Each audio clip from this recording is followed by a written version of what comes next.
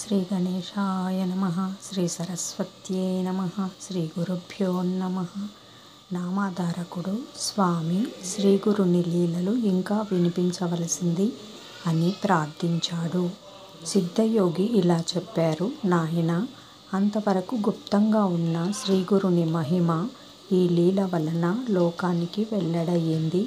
ఇక శ్రీగురుడు తమ గుప్త జీవితం విడిచిపెట్టి లోక ప్రసిద్ధుడై అచటి నుండి వరుణా సంగమం చేరి అక్కడి నుండి కృష్ణా తీరములోనున్న తీర్థాలలో స్నానము చేస్తూ కృష్ణ పంచనది సంగమానికి వెళ్ళి అక్కడ 12 సంవత్సరాలు నివసించారు.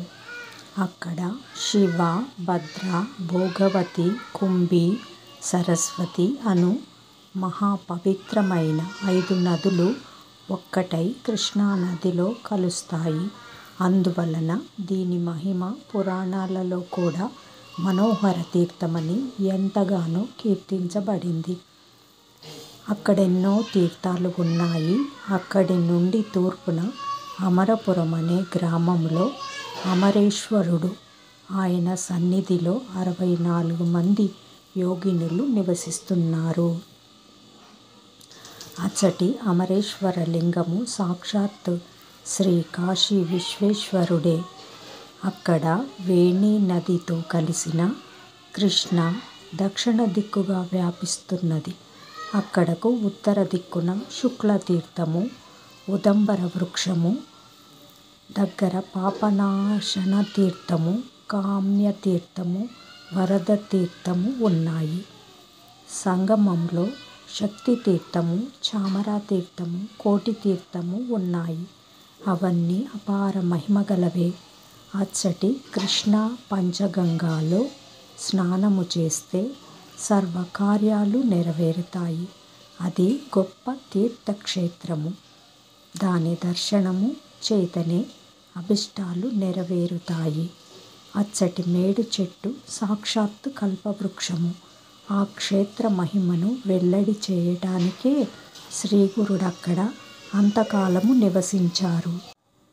శ్రీ నృసింహ సరస్వతి స్వామి ప్రతిరోజు భిక్షకు అమరపురానికి వెళుతుండేవారు. ఆ గ్రామంలో ఒక నిరుపేద బ్రాహ్మణుడుండేవాడు. అతడు పరమ సాత్వికుడు. కేవలం యాయావార వృత్తితో జీవిస్తూ ఉండేవాడు. అతనికి ఒక కుమారుడు, ఒక కుమార్తె ఉన్నారు. అతడి ఇంటి ముందు తుమ్మపాదు ఒకటి ఉండేది. అతనికి గ్రామంలో గింజలు లభించనప్పుడు ఆ కుటుంబం ఆ కూర వండుకుని తినేవారు. అయినప్పటికీ ఆ బ్రాహ్మణుడు పంచయజ్ఞాలు సక్రమంగా నిర్వహిస్తూ అతిథులను తమ శక్తిని అనుసరించి సేవిస్తూ ఉండేవాడు. ఒకరోజు శ్రీగురుడు అతని ఇంటికి భిక్షకు వెళ్ళాడు. ఆ బ్రాహ్మణుడు స్వామిని ఆహ్వానించి పూజించాడు. ఆ రోజు ధాన్యం లభించకపోవటం వలన వారు తమ ఇంటి ముందున్న తుమ్మకాయలు కోసి వండి స్వామికి దానినే సమర్పించారు.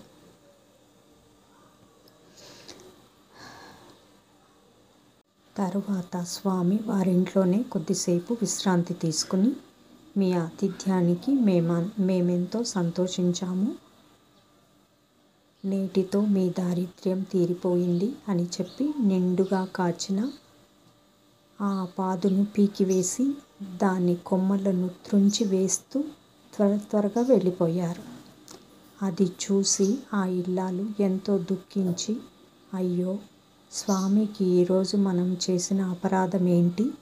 మనకు జీవనాధారమైన ఈ పాదును పీకివేశారే, మనము జీవించేదెలా అని బాధపడుతుంటే ఆ బ్రాహ్మణుడు సర్వము ఈశ్వరేచ్ఛ వలన మన ప్రారబ్ధాన్ని అనుసరించి జరుగుతుంది.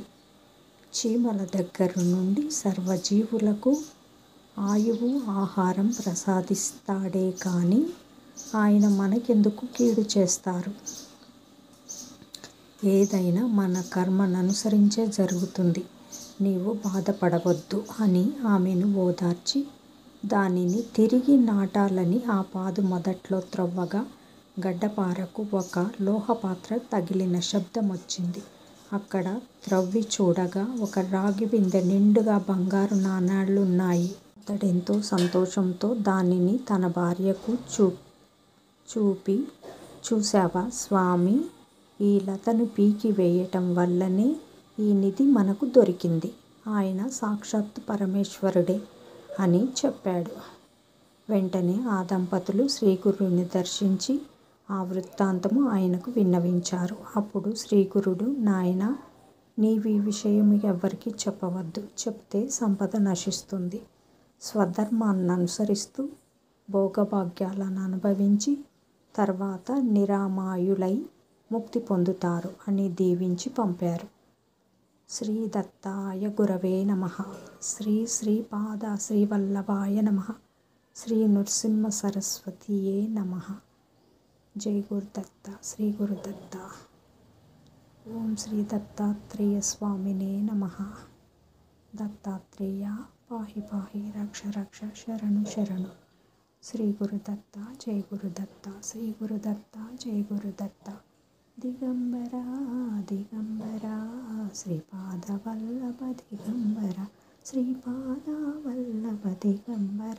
శ్రీపాద వల్లభ దిగంబర. శ్రీపాద వల్లభ దిగంబర. శ్రీపాద వల్లభ దిగంబర.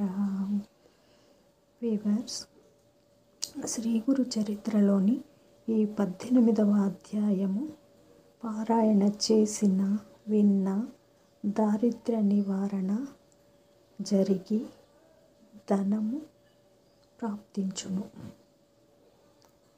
జై గురుదత్త. శ్రీ గురుదత్త.